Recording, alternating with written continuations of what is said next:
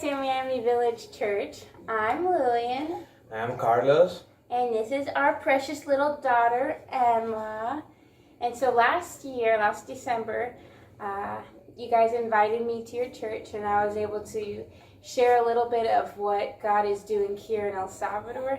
And unfortunately, I wasn't able to go this time, but we have a little video that we wanted to make and send it to you guys and explain a little bit more about what the Lord is doing here.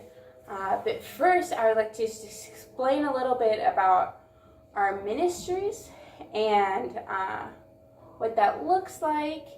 And then at the end, I'm going to show you guys a little tour of where we live in the property. So Carlos, tell us a little bit about what you do here. Okay, first, I'm so sorry, my English is a little bad, but I can understand me a little. I the manager for the maintenance in the property. I maybe three hectares for the property. I decor the glass, I decor the trees, and the project for the bungalows. What is doing bungalows? Bungalows is the room for the mission trips when coming to the USA here.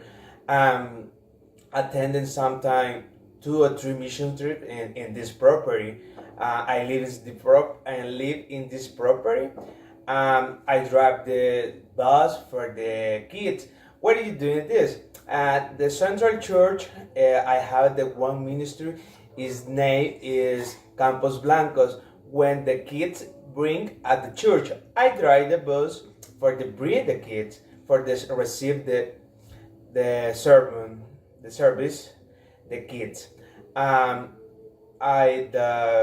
teacher in the Patmos. What is doing Patmos? Patmos is one program for discipleship with the coming younger men and women for the 4 months and living here.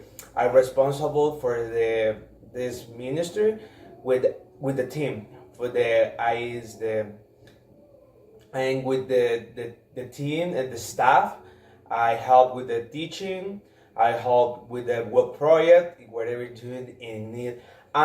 They drive the bus for the Patmos when you're doing the Patmos going, maybe for the mission trip here in El Salvador, sometime for the going to the church, going to the different affiliate church here in El Salvador.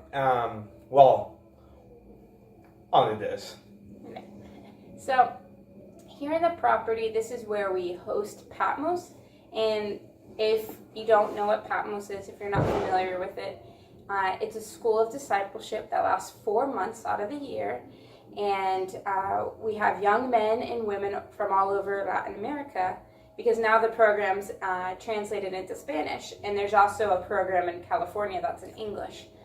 But it's 4 months, and the 4 pillars of Patmos are faith, hope, love, and greater love. And we teach the life of Jesus Christ from his birth to his resurrection. And we just finished our 9th term a couple weeks ago on December 13th. And we are getting to start a new one, Patmos 10, in the beginning of February. And we have students signed up from all over Central America. We have a few from South America and here in El Salvador as well. And Carlos is one of the teachers in Patmos, and he helps out with men's discipleship. And that practically looks like planning activities or planning challenges that are really going to purpose the students to change. And this past term, I was on maternity leave, so I didn't really get to be a part of it. But this next term, I'm going to help a lot more with women's discipleship, not just with the students, but the group of interns or staff members that we have that will be a part of this term. And as you'll see in the video, this property is pretty big. It's a few acres. And so, like Carlos explained, he's the manager of the maintenance of this property. So he oversees a few employees, between 5 to 10, depending on if there's any special construction projects. And he oversees that everything's beautiful, from the grass to the trees to the plants, but also all the different projects from building new bungalows and to fixing the well and all of that. And so part of his job as well is to drive the water truck that brings thousands of gallons to the central church. That's about an hour away. And he also drives the bus for Patmos. Like he said, it was either mission trips or evangelism or to go to church. And he also drives the bus for a ministry called Campos Blancos. And I want to touch on Campos Blancos. It means white field.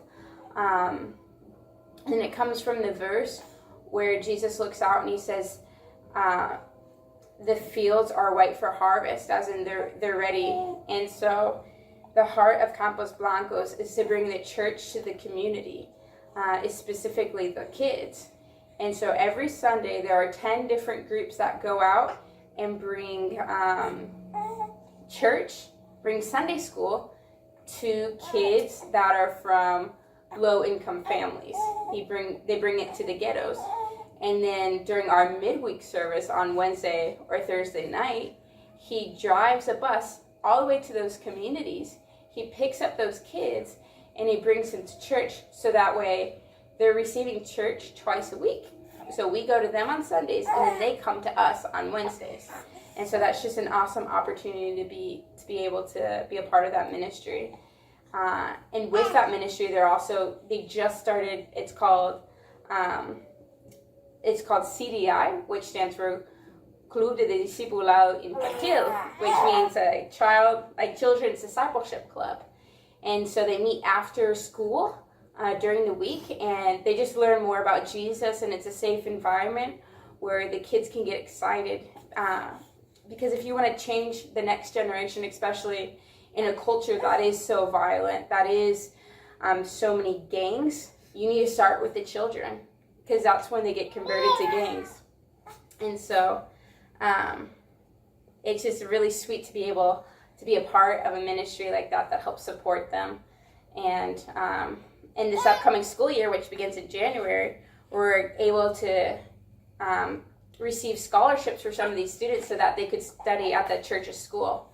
So we're very excited about that. And we just want to know and ask you guys for prayer for that ministry, for Campos Blancos, and also for Patmos for the new term. And I think Emma wants to say some words. Yeah. And for our family, that you just pray for our health.